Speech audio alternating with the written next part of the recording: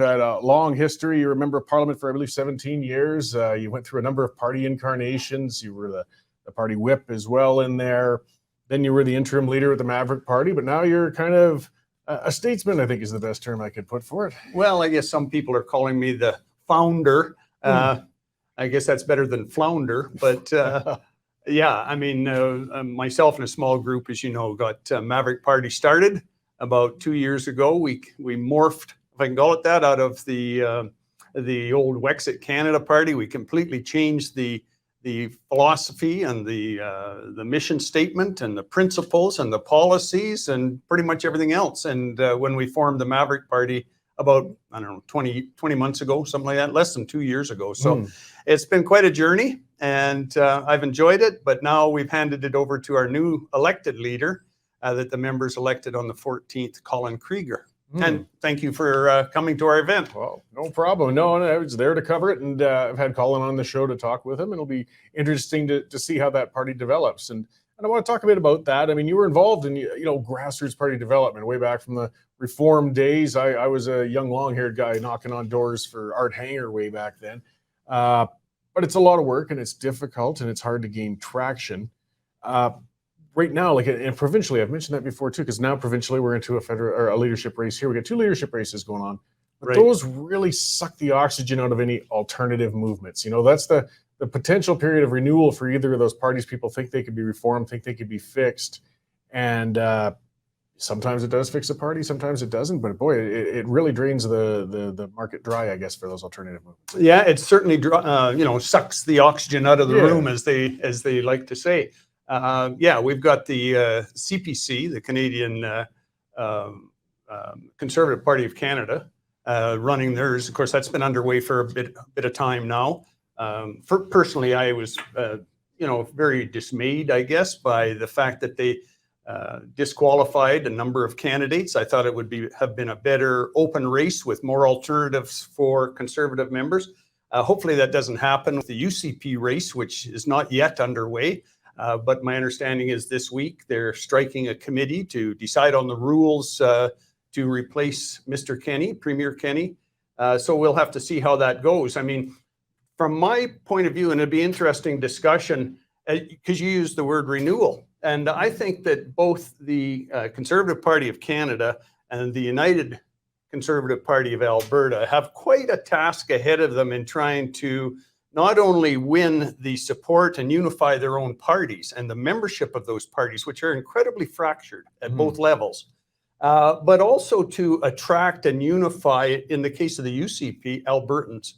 And my personal belief, Corey, for that to happen is going to take someone with outside, not a recycled politician, not someone from within the current cabinet or the current Conservative structure, but it's going to take somebody from what I used to call the real world, somebody outside of mainstream United Conservatives, because we have to look beyond winning the United Conservative leadership race. I think we have to look towards winning that overused phrase, the hearts and minds of Albertans. Everybody that's a non-socialist should be looking at preventing the return of Rachel Notley. Well, that's the worst thing that we can see happening from an economic and a number of standpoints.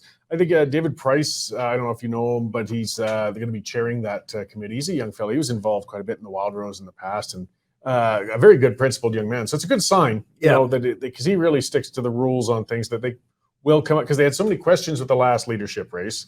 The mistrust starts even before you get out of the gates if you have just even questions, whether fair or not, coming out of your process. So hopefully, David and the others will really make sure they've got a bulletproof process. As you said, make sure they let in a broad selection of candidates. It doesn't look like an inside game, because if it looks gamed or rigged, members and voters alike are just going to say, you guys, it's more of the same crap, and they'll reject it.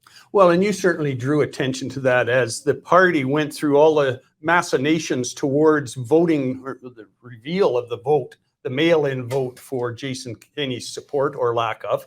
And you in particular and Western Standard were at the forefront of drawing attention to all the potential problems that resonated from that. And the fact that if it wasn't done properly with a proper, believable result, then you've only reinforced the distrust of Albertans, and in particular United Conservative members. Yeah, well, and trust is everything. And I think some of that was lost with Premier Kenney. And personally, I still think they were in a no-win situation. You know, he came in just over 50%. He'd said 50% plus one, but I'm sure in his mind he had a different number. You just have to say that. And that clearly that wasn't enough to feel comfortable with a mandate. But as others had said, well, what if he came in with 75%? Well, people say, well, I won't believe it. Well, then he wasn't, there was no winning. You know, that party was unfortunately irrevocably ruptured, but it's the trust thing. So they've got to do this exercise and keep trust this time. Well, and I think that most of us that have been part of politics, Corey, for many, many years, more years than you and I probably care to admit, recognize that probably what should have happened is Jason should have resigned prior to that. Prior to going through that, because as you say, it was a no-win situation for him anyway, because the trust had been broken for whatever reason, multiple reasons it had been broken. And so you can't win because, as you say, if you had a higher number, higher than Joe Clark's 2/3 or whatever it was in the day, that he decided wasn't sufficient.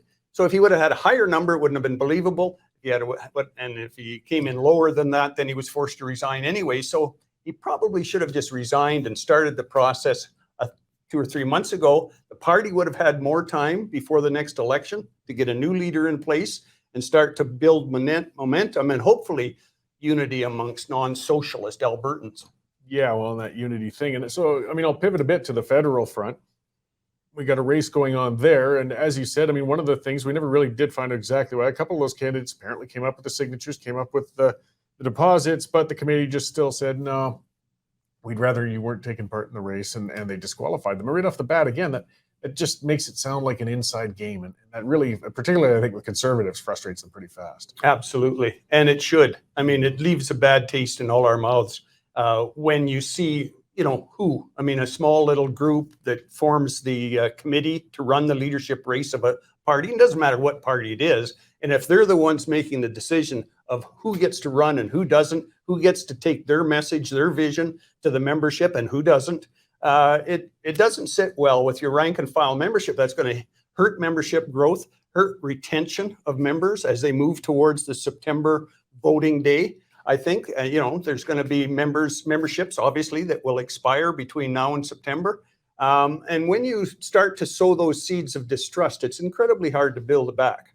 Oh, yeah. And people will keep bringing it up over and over. And I mean, the other thing is I'm worried about this. It's such a long campaign period they got going, and it's already such a vitriolic campaign.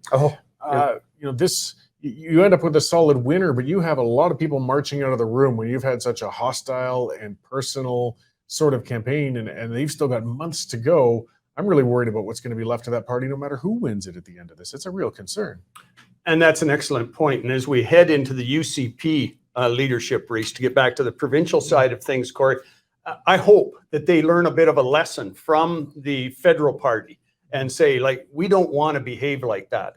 Because as I said, the challenge and the timelines are much, much shorter, and people need to understand that the timeline to get a leader in place for the UCP and hopefully coalesce that non-socialist Albertan vote behind whoever he or she is very short. As you know, the election is scheduled for about a year from now. By the time we get the new leader in place and, promote that person, that person's vision, hopefully to reunite non-socialist Albertans, it's going to be a very short timeline. Hopefully, unlike what the federal Conservative leader will face after September, there'll hopefully be more time for them to get established and get their profile known and get hopefully convince Canadians to support them. So it's interesting, the juxtaposition between the two races. Can one learn some lessons from the other? Hopefully.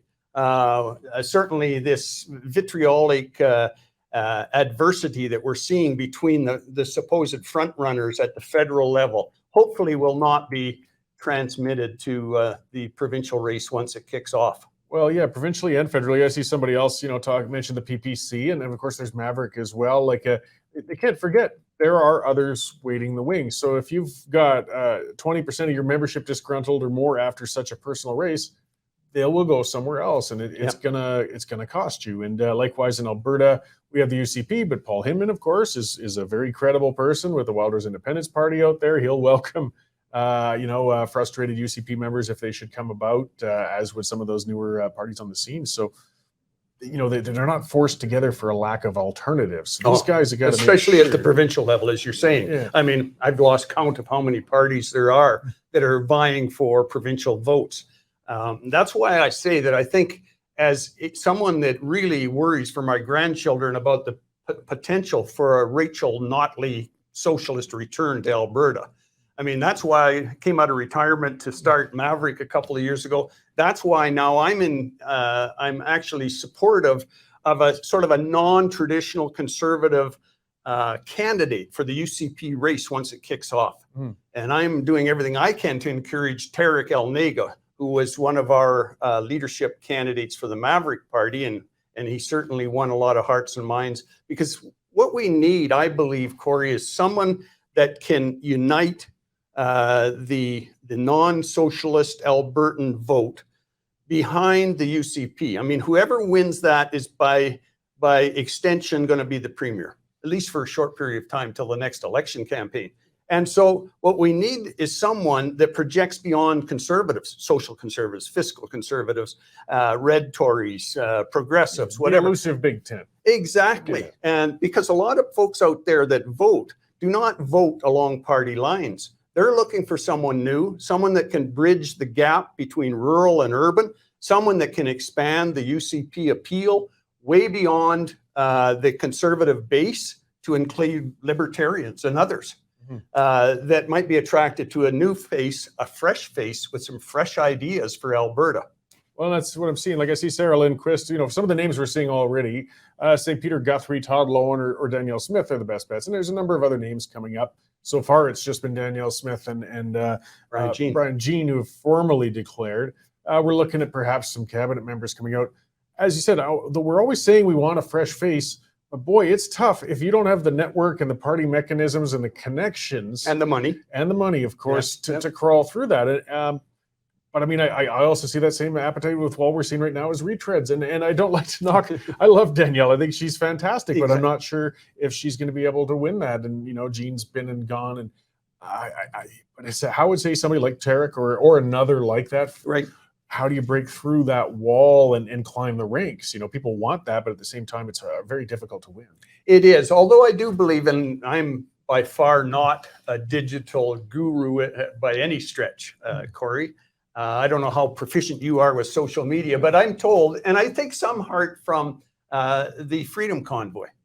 They raised $10 million twice, and they reached tens of thousands of people with a very simple message. And they stayed on message, my good friend Tamara Leach.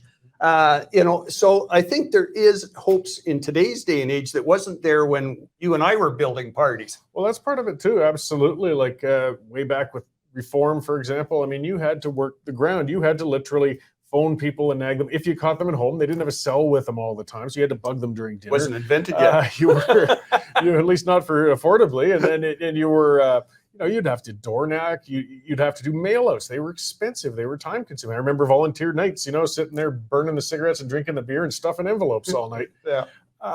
There's a lot more opportunity now, though. As you said, a person, if they can, with social media on a relatively low budget, if they can gain that grassroots steam and get things rolling, as you said, like the convoy, Tamara's no master organizer by any means. She just wanted to start a fundraiser for a cause she thought was important, and it went viral. And that can happen with a leadership candidate. But maybe that's part of why the establishment's kind of pushing those alternative candidates to the wayside. Yeah, that could be. I mean, nobody really knows because the Conservative Party of Canada hasn't really explained to Canadians and Conservative members why they excluded these gentlemen. And to their credit, they didn't want to tear the party apart. So, they didn't launch a legal appeal or whatever. There was talk of that at one point in time. So as I say, hopefully the provincial UCP, which of course we need to, clearly state that they're not directly affiliated, nor is Maverick affiliated with any other party. The reason why I'm pushing Tarek is because I think we need that new blood. We need a vision for all of Alberta, not just for Conservatives. And that's a terrific base to work from. But my fear is that if the party, after whatever date they set for electing the new leader, if the party remains as fractured as it is today, both in the caucus, in the party mechanics behind the scene, the governance of the party, and more broadly with the membership, if it remains as fractured, and some people, as you suggest, Corey, all of a sudden say, well, I don't like the new leader. I think they run one by hook or crook or whatever. And so they're going to take their ball and go to a different party, or they're going to start a new party, or they're going to splinter, and, you know, a big part of the old Wild Rose will join the new Wild Rose Independence. Like, we don't know. We got to keep everybody inside the tent to take on Rachel Notley. Well, that's it. We keep repeating history. I mean, you were in the caucus back with the whole Conservative Reform Alliance party split and the things going on federally, and a lot of, and that soured a lot of electors. You know, for those of us, okay, if we're dialed in and we kind of see what's going on, we understand why people are upset. We see what happened, and we're playing the political games within the parties. But we got to remember, the vast majority of the voters are not members of political parties. Exactly. And all they see is what Dissension, they see, ugly play, and they reject that. So hopefully we can start learning from some. And the key there, and I've said this already on the program, is that with the Conservative Party of Canada, I suspect with the unbridled love between Jagmeet Singh and Justin Trudeau, it appears as though Parliament's going to continue to stumble along for a while yet. So they may have time to try to heal those wounds that they're inflicting on each other and on themselves during the race. Mm-hmm. My fear for the UCP is that if it unfolds the same way, where the front runners are sniping at each other all the time, as you say, then there isn't adequate time, because we're looking at an election a year from now. Oh yeah, I mean, whoever wins is going to have two battles to do. I mean, they're going to have to unify the party end within there, and then they've got 6 months to convince Albertans we're what you need, we're the best option for you. That's going to go fast. I mean, that'll give them the better part of one legislative session. Get some policy out, I guess, depending on who it is and what they were going at. And it's over the Christmas break and the calendar year end, and you've got all these other challenges where people's attention is distracted from politics, rightly so, family, things like that. And so that's a pretty short period of time for people like you and I that have been involved in politics, for whoever that new leader is, to do that outreach and to set in place a platform that is going to appeal to a broad range of Albertans and really detract from the popularity, or at least what appears to be the popularity, of Rachel Notley right now. Well, and they'll have to keep their flank covered. I mean, part of why I think Kenny couldn't campaign effectively on the provincial front was because he was constantly fighting with his own party underneath. And so it'll have to be somebody who can manage. And that brings up the whole other issue when people are trying to decide whether it's at the federal or at the provincial level, Corey, the issue of leadership. And I've often remarked that those of us that are getting long in the tooth and a lot of gray hair, we understand because we've been through it many, many times. And it's no different in the private sector with a CEO or a chairman of the board or your local supervisor or superintendent or foreman on the job, as it is in politics. You never really know what kind of a leader someone is going to make until they are the leader. Well, that's it. And there's no real good guidebook for that thing. Like, I've always felt it's inherent. Some people have it in them. It's natural. Yeah. I mean, look for Ralph Klein, for an example. He could pull it together. He really, engaged Albertans. He managed to keep his party together. And I mean, yes, challenges, but he didn't have some sort of formal leadership training or something. He had it within him. I mean, Jason Kenney's been an exceedingly effective politician for years and a fantastic cabinet minister, a great opposition member. But when it came to leading, there's just that whole separate skill set that some have and some don't. He just didn't seem to quite have it. Well, you know, and so many know, because you've taken the time to assess the strengths and weaknesses of leaders, as they say, whether it's private sector or whether it's in politics. And there's so many different necessary facets of leadership. And Jason Kenney might have been great at, by and large, with communicating with the general public, constituents, but was a failure in how he did or didn't keep his caucus united, keep his team together, keep the governing, the members of the governing council or board behind the scenes, because you've got all those different entities, whether it's the internal mechanics of the party, and you've got to be good at all of them. You've got to be good at those personal relationships and building that loyalty. And that really, in the end, separates, I think, out to a large extent, a good leader from a poor one, is whether you can bring your team along with you and build that team spirit, that they feel part of something that's greater than themselves. And we hope, well, we'll see what comes out of this race. Races are opportunities. I mean, they're really a do or die for parties. So on the federal front, I mean, something I worry a little about, as you said, they've got that coalition between Trudeau and Jagmeet. It might as well be a majority. In fact, a farther left majority than we used to have. Mm-hmm. And, well, right now, I mean, they're pushing policy. They want to push it before. I mean, while the Conservatives are in turmoil, this is a great time to get some heavy policies shoved through there because they don't have an effective opposition. They're busy fighting with themselves. We're seeing the firearms legislation coming through today. Probably some major changes in that. We're seeing a lot of other the C18, C11, those scary ones talk about controlling information, controlling media. I got a feeling on the federal front that party's going to get away with a whole lot before the Conservatives even get their game behind them. Well, we'll have to see. I mean, my hope, having been a long time caucus whip and then House leader responsible for a legislative agenda or resisting a legislative agenda, which is what you're talking about, Corey, is that there's sufficient skilled veteran MPs that are still in that caucus working that will hold this government to account, but will remains to be seen. I mean, there are tools there, and certainly I'm familiar with them, that they can use, parliamentary tools, to hold the government in check. We'll see whether they use those. When bills come along that are so clearly in opposition to a large section of Canadian citizenry, like gun legislation. Let's have a look and see what it looks like. What scares me as a legal firearms owner all my life, ever since I was a teenager, which was a few years ago, is that, once again, we have a Liberal Party supported by a Socialist Party that intends to ram through, or certainly leaving the impression they intend to ram through, more restrictions on legal firearms owners when they have never provided the evidence that those are the firearms that are the problem. And I don't believe for a minute they are.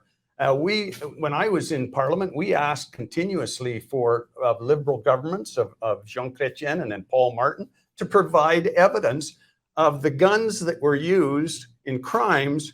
How many of those were actually legal guns, and how were they stolen? And were they stolen from owners, responsible firearms owners that had them, in a gun cabinet? Yeah. Or, exactly how did that gun get in the hands of a criminal? Well, let's get stats. I mean, if it turns out that 90% of bank robberies were being committed by duck hunting guns, well, then maybe we should crack down on duck hunting. But there's no evidence of any of that. Exactly. And of course, many of us are pretty confident that that's not the case. No. That the majority of guns that are used in crime are smuggled in from the United States, where they are so numerous. Yeah, well, and these Liberals, I can see kind of a danger and an opportunity, I think. Like, this is a Liberal Party like we haven't seen in a long time. Like in the 90s, the Liberals, there were still some blue Liberals in there. There were some common sense MPs in there.